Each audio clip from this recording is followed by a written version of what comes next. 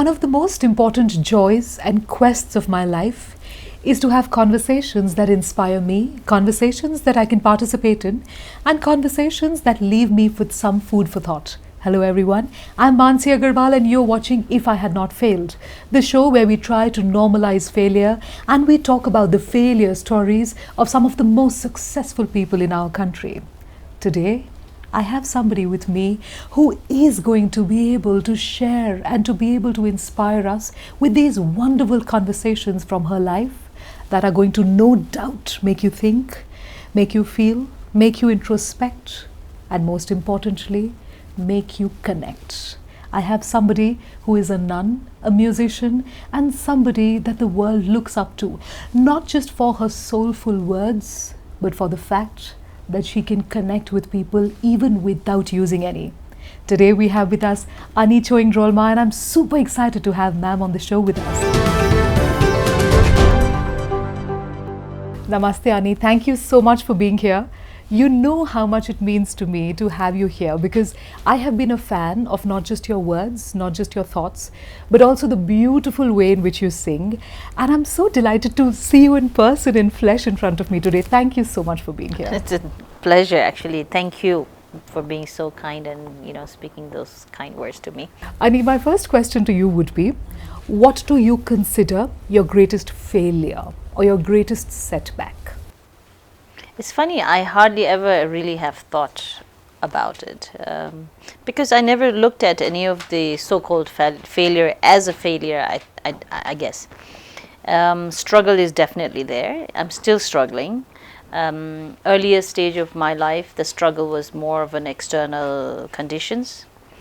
But then at this age and stage of my life, my more struggle is very much the inner stage, inner part of my life.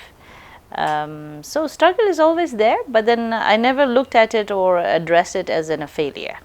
I love how you say you don't have failures, or you feel you don't have failures, but rather struggles, right? Did your struggles make you who you are?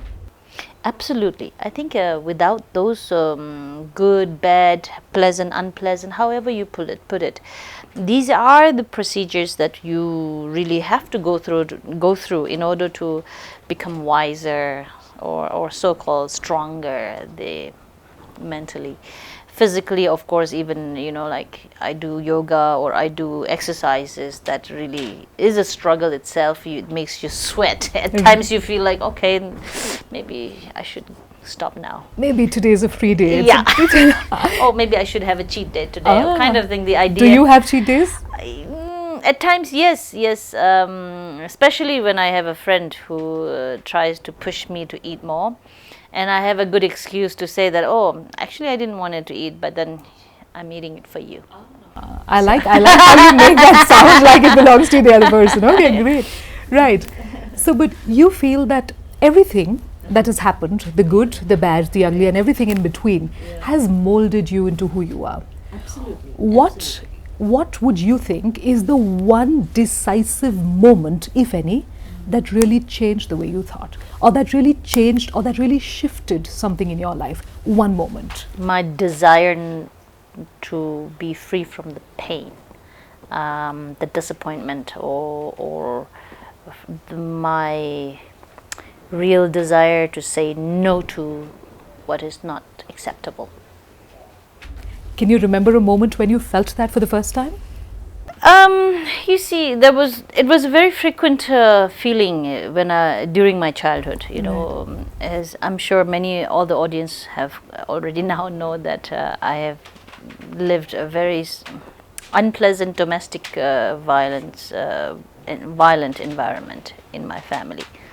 Unfortunately, my father was suffering with such I would call it a sickness, Right. a disease that he had no control over. The pain was not acceptable. I don't think anyone would accept it if it is not something that you asked for it. Right. And especially, I didn't like the whole perception of the patriarchy attitude, how women or girl in the family or in the society is perceived to be. And so I never could say, I accept this. Were you always sensitive to this as a kid? Oh, very much. And in fact, I was even very aggressively against it. Right. Yeah, and even occasionally I ended up behaving very violently against it too. You know, Ani, the best thing about this entire story is in my head. I think for you at that age to have the sensitivity and to have the courage to actually think like that was big, because I can't think of too many other people who would have had the courage to even think in a way outside of the boundary that the family had taught you. How important was that sort of streak of, okay, afe sochna sakchu, I can think for myself. How important has that been in making you who you are? I really, I mean, I can't exactly put it in the way you explained it, but then it was very normal and very spontaneous behavior that I came up against it, and I tried to look for an alternative. You know, what can I do? Because I'm not enjoying this, and the worst part was actually the real. What do you call it? The triggering point? Triggering point was the sense of feeling very helpless during the time when I had to witness my mom being beaten up brutally, and my love for her was so. She was the most precious thing in my life. So, you know, when you love someone, your natural instinct towards protecting this person from the pain is a very natural behavior or natural reaction that you would feel, right? So that was the most painful thing, and I did not want it to witness that more. And that gave me the real courage. And then there's in Hindi it was marta kya na karta. I know that. So I started really thinking and talking about it, and it was my mother who really gave me the idea of the alternative, that I can make a choice of becoming a nun in order to avoid all these things that I was experiencing. I'm just so, it makes me feel really, in a lot of ways, it makes me feel very inspired and also very empathetic towards this little girl. Yes. Because when you say this story, while I see you in flesh and blood like this right now, I imagine a young little kid. I imagine a 12, 13-year-old girl. And that's the girl I want to go out and hug. But when I see you like that, and I see you strong, and I see you owning your space, owning your voice, and living in the world like this, I'm like, fine. That girl turned out absolutely fine. She's absolutely okay now, and I'm proud of who she's become. I think that is all because I was so blessed and fortunate to have, such a guru that I had in my life, And then, as you mentioned about this little girl, you feel so wanting to hug. Trust me, I felt a similar way during the time once I was in Paris, and then in a radio station.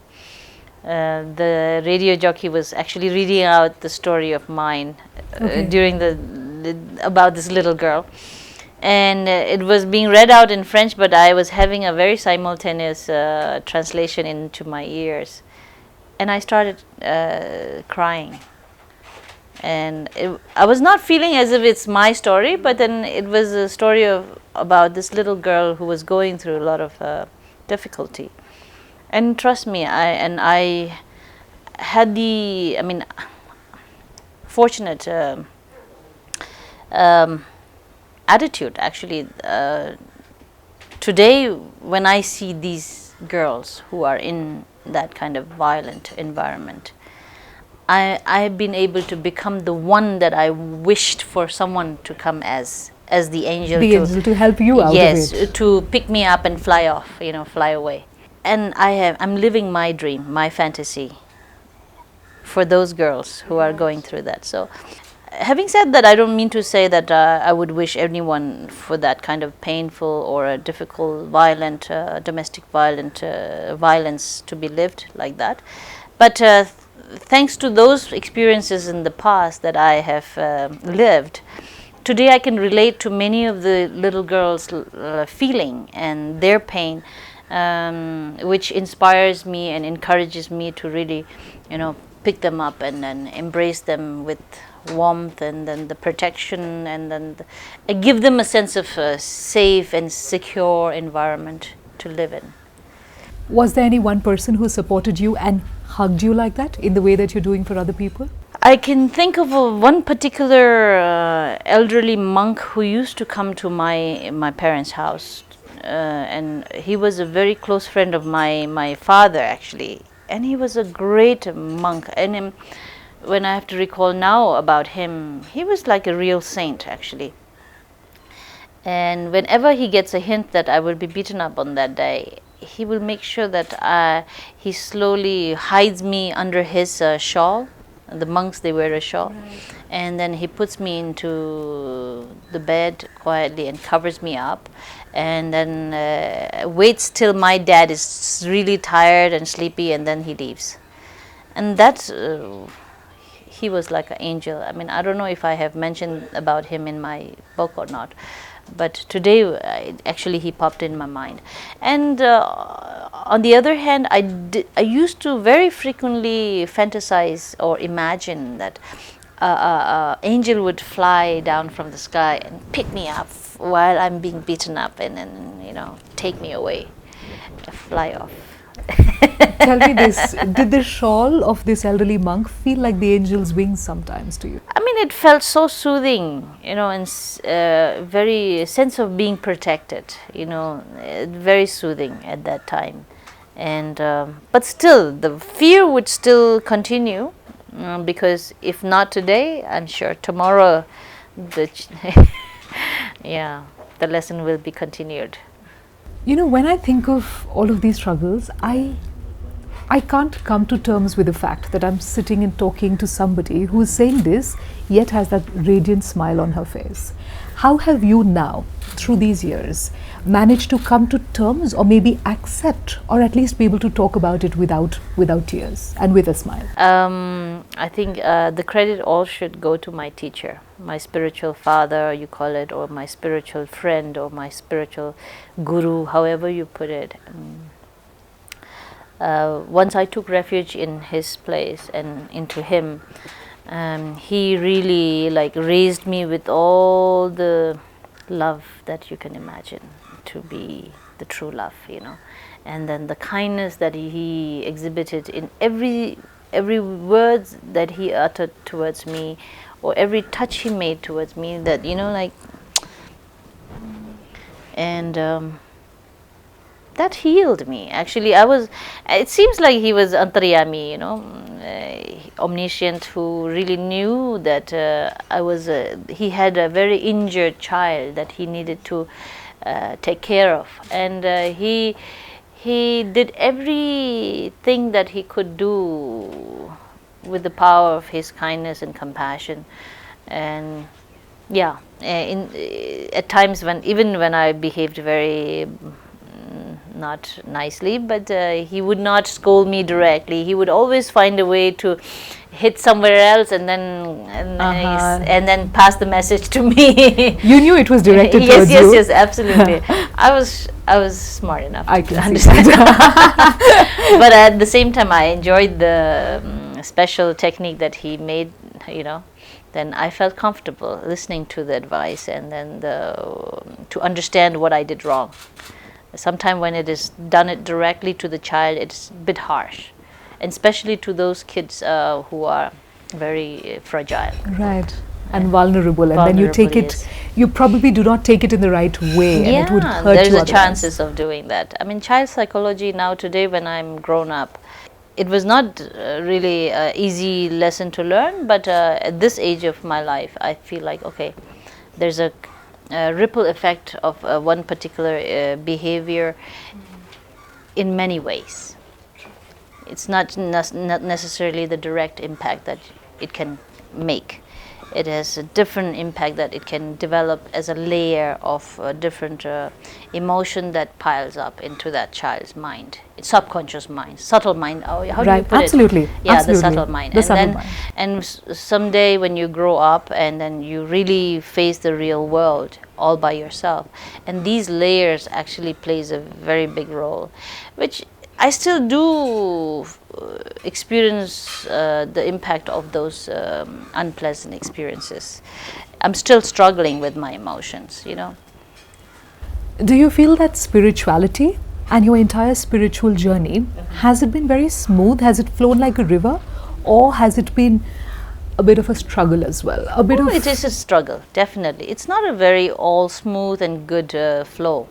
There have been times when I doubted on some of the logics that has been given to me, and I think that is due to my immaturity of my intelligence or my, sense of understanding.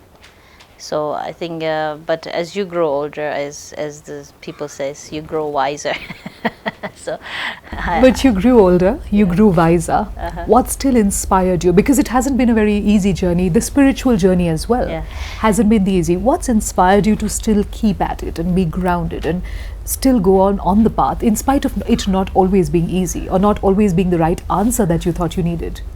well, I mean, the so-called bad things, as you feel like injustice, unfair, unpleasant treatment, or the culture that is being still practiced. These are the source of the all the reason for me to really get the courage and then the inspiration to really realize how I should really smartly, develop myself or my mindset or. Great. I love that you talk about your mindset. It is about the mind, it is about your perception, it is Yeah. about how you see the world, right? And that again is Fulko Akhama. It is the song. It comes back to that, and that is the source, and that is the inspiration, and that Very much. that song, I mean, every time I watch the video, you can't help but feel certain things. You feel almost like you're invisible and you've connected either with the song, or you feel this flow where everything's a part of you. It's got this bigger sort of meaning. It isn't about you, it isn't about me, it is about something so much It larger. is the indisputable truth. Right, The conceptual resource of this song is from Buddha's teaching. right. So there's no other good reason to say it's not true at all.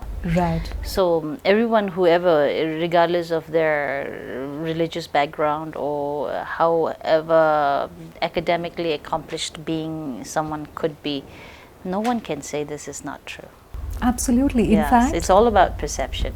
it is. And Even you can perceive the worst thing into the most meaningful way, but not necessarily saying the worst thing is worst, not worst. But then the lesson that comes out of the worst so-called experience or things or however you address it, but there's something that you can always extract from that is something very beneficial for yourself.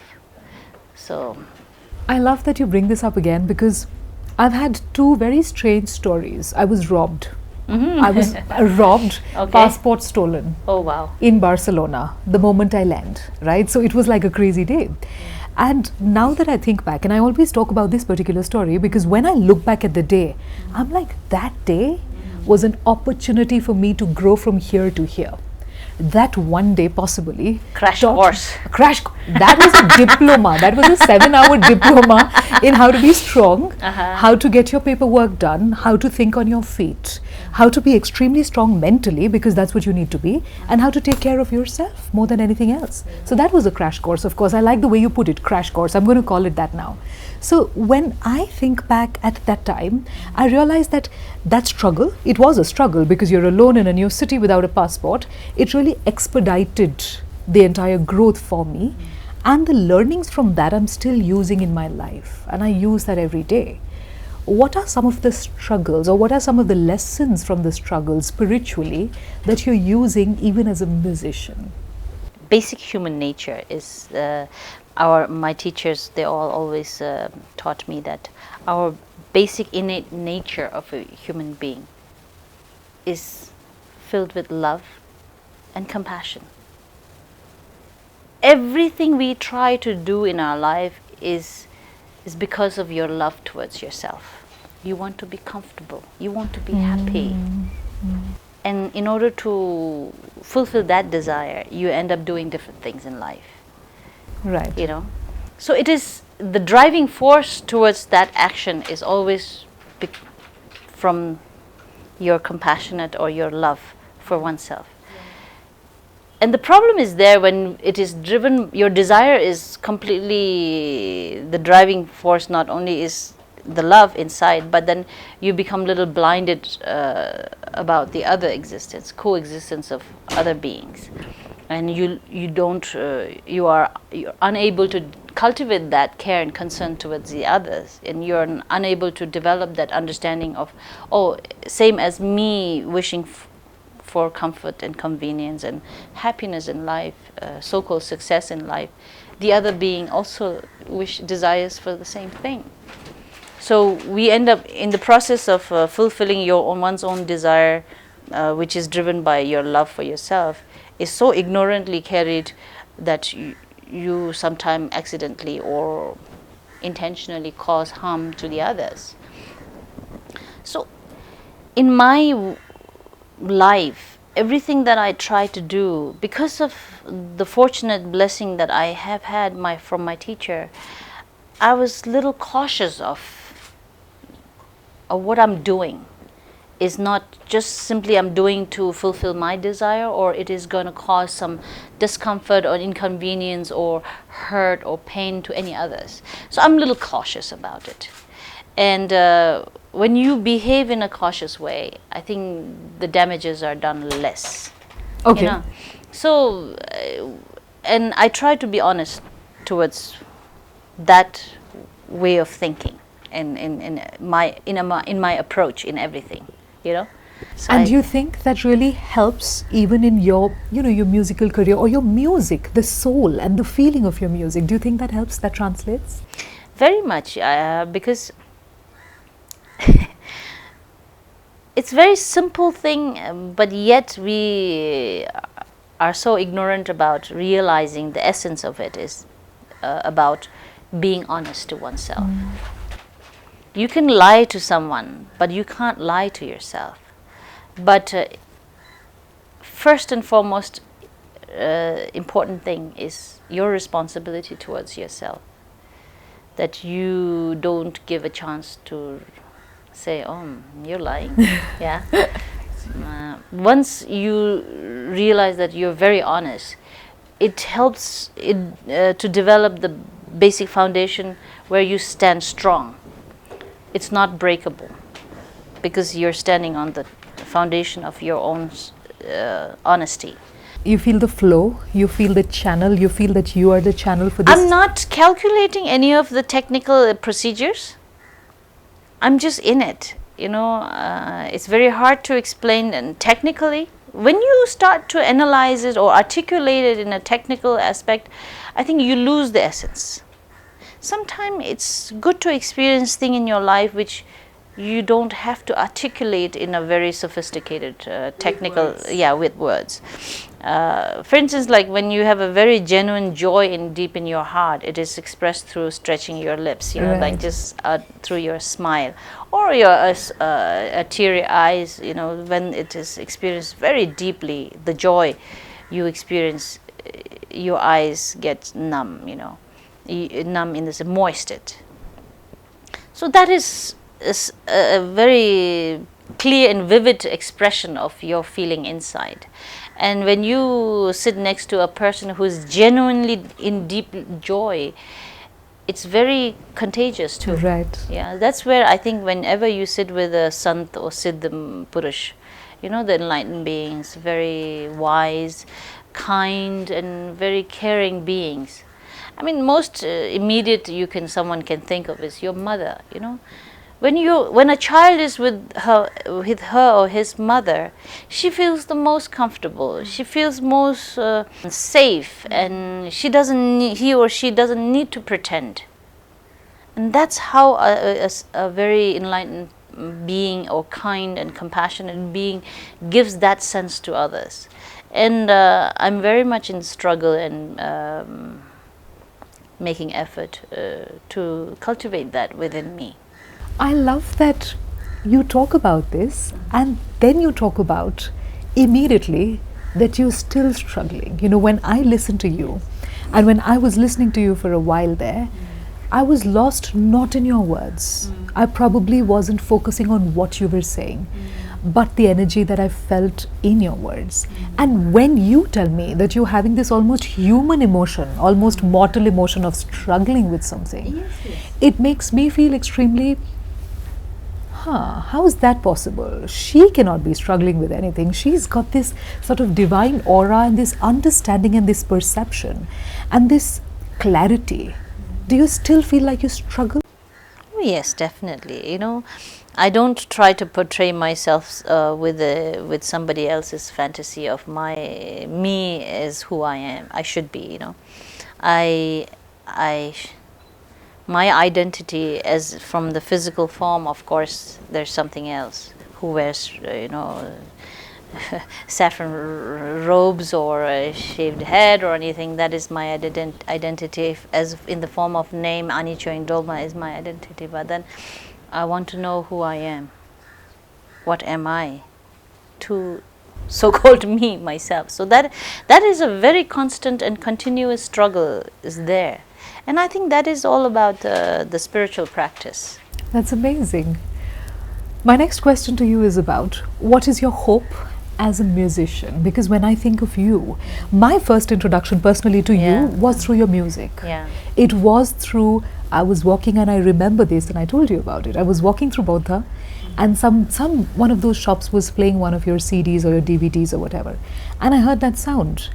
And for me, because this was when I had landed in Nepal, possibly within the first month, this became like the sound that I associated Nepal with. I don't know if you associate sounds with things, but sometimes I do. And this became like the sound of Nepal, like the Om Mani Padme Hum, right? That to me became, okay, that's Nepal. Like that is Nepal. That is the sound. I see. So, how do you feel as a musician? Are you ambitious? Are you struggling? Where do you see yourself as a musician? Because I saw you as a musician first, before anything else. Well, I always tell this to people. I never sang to become a singer. Right. Very simple realization of seeing the capacity in my singing to generate some resources. That was the source of inspiration for me to continuously singing. Besides, of course, I enjoy singing.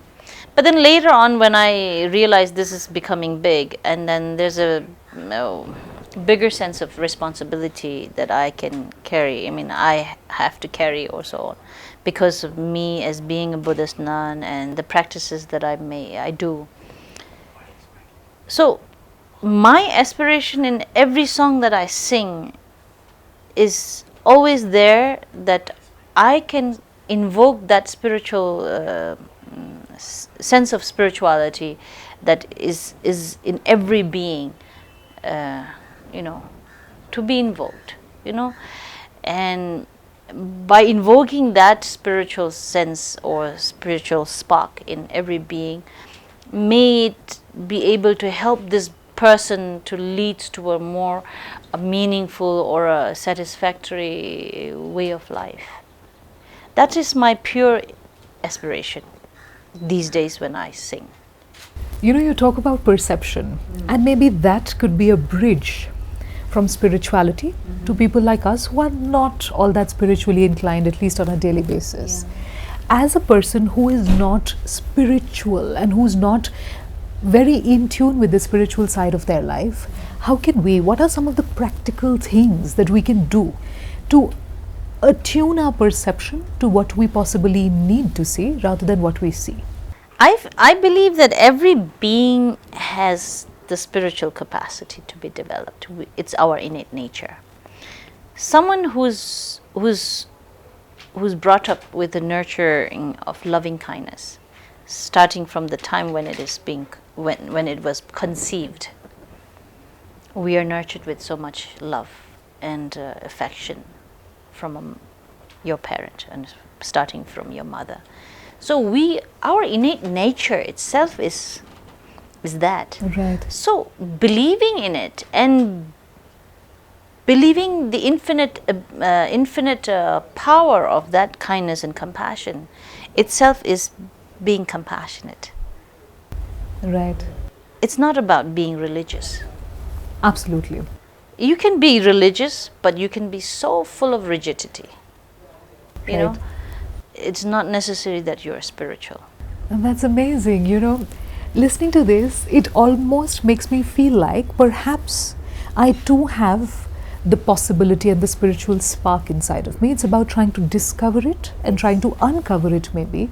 Maybe it's under all of those layers, and maybe it is about uncovering it, and it is about discovering that. Of course, it's never going to be an easy path, like we spoke about struggles. And I think we are so busily engaging our priorities into the so-called social norms, and in order to develop the social status, which are not necessarily a very spiritual way of practices. But we still do exist with that innate nature in us. But the moment when you realize, oh, there's something far more precious and fulfilling we have inside, how about I look into it, and then you start peeling off the layers, and then every time you peel off one layer, you feel light, you feel good, you feel the breeze, you feel less suffocated. And I think that's how you develop it, I think. That's amazing. I just love how you put it, and you feel the breeze and you feel lighter. You sort of peel off these layers. My final question to you will be this. Somebody who's struggling with whatever it is in their life, if there's just one sentence, just one little thing that you can tell them to help them deal with their suffering better, to help them deal with their struggles, their failures, let's call them failures maybe. People, because these days we have a lot of young children, we have a lot of people who are 17, 18, 20, struggling with work, struggling at college, struggling at school, whatever it is. What is the one little thing that you could tell them that's going to help them deal with it better, deal with it in a more, I'm not going to say smarter, but in a more practical, in a more profound manner? What would it be? These values and the teachings, the knowledge that I have been able to develop in myself in order to deal with the same thing as you and others all deal in the society. I think understanding how things are very impermanent. So your problems are impermanent too. It's never going to stay there forever, Change is the most, obvious thing to happen.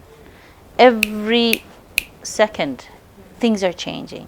And being able to accept that change is going to help you to develop the attitude towards your problem that it's not going to stay there forever. Even in spite of you really wanting it to be there, it will not. And similarly, your excitement, your happiness, so-called the happiness, also is not going to stay there forever. So that is supposed to help you to look into something deeper.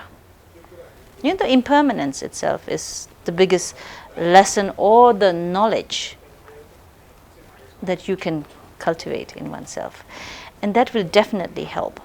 But whoever stops, earlier you talked about failure. Failure is only there when you give up. Otherwise, it's just a procedure, the process of living. It's never a failure. You sleep in the night, and then you wake up in the morning when the light comes up. When it's dark, you sleep. And then your morning, you're supposed to wake up, you're supposed to get fresh, and you get ready for the life that you're going to live for that day. And that's the reality of life. Absolutely. I just love this thought, because when you talk about impermanence, and when you talk about giving up, and when you talk about how ultimately every failure is a part of your struggle if you don't give up. It's a part of the struggle. It's a part of It's the story. every milestone that you step on. It's a chapter. Yeah. It's a chapter. Yeah. And if I'm guessing right, it's a chapter you would not want to erase from the book of your life, because that is really an extremely important chapter that molds you into who you are. Yeah, the So- sweetness after a sour drink. That is so delicious. Absolutely. I also like to say this. My mother once told me, and my mom, she loves to look fair. It's one of those. It's one of those old stereotypical. I want Yeah. to be gora. I want to be fair, right? So she once told me that why I dye my hair all the time. I said, why? I make it blacker and blacker so I look fairer and fairer. Oh, so sweet. Right? But the truth of this is actually, when you look at it and when you give it a very different thought, the more you can understand that darkness exists, it helps you to see the light better. She looks fair by contrast, not because she's doing anything to her face at all. So that struggle and that pain, that really brings out the beauty. All your dilemmas or the difficulty in your life are manifesting through your own love and desire for oneself, one's own happiness, one's own desire to be comfortable. Right. Once I was, one of my teacher gave a very wonderful, effective example. Like, as there is a candle inside a glass, on the surface of the glass, you put different image of different scary image of animals, and then when the light inside is there, the reflections on the walls all are filled, and then if that is moving, you feel like, oh, these scary images are there, and then that develops the fear inside you. But then imagine if there is no candle inside, the reflection of these scary images are not going to be reflected on the wall.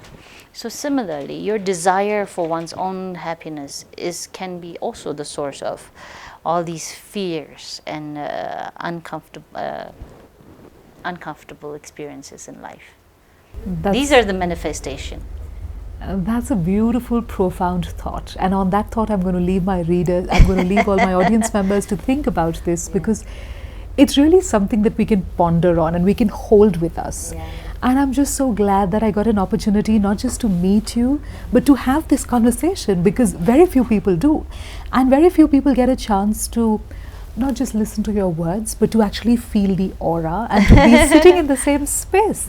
And yes, we did try to maintain social distancing, but to be here, to be in this space where we can actually connect, it's been truly wonderful. It's been an experience that I'm going to cherish for a very, very long time. Thank and you. I'm sure that there's so many people struggling out there that will take back the concept of impermanence, that quest for joy and comfort in yourself, and the whole perception that we spoke about. I'm sure so many people are going to benefit from just understanding these ideas and seeing how they can practically sort of think about them in their own lives. Thank you so much, Annie. My pleasure, dear. My You've pleasure. been beyond, I don't know how to put into words, and it's not very often that I don't know how to put things into words, right? And I don't know how to put into words what I feel right now, because it's just, again, it's subtle, it's a feeling, and I can't articulate it maybe much in the way I should.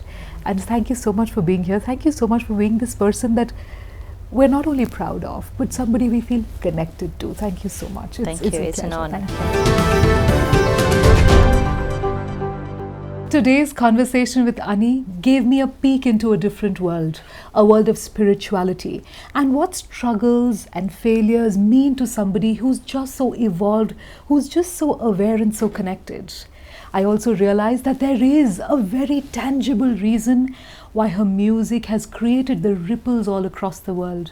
It is because of the energy and the beauty that flows out from within her. For me, I also loved when she spoke about impermanence. That concept has so much meaning. And when she told me about how everything is about your perception, how you take things, it really struck a chord. To Annie, I'd just like to say thank you so much for being this wonderful, radiant being that we can look up to. And you gave me a candy right before we started recording, Annie. I promise you I'm not going to eat that. That's going to be special to me as a gift from you to me. Thank you so much for being here.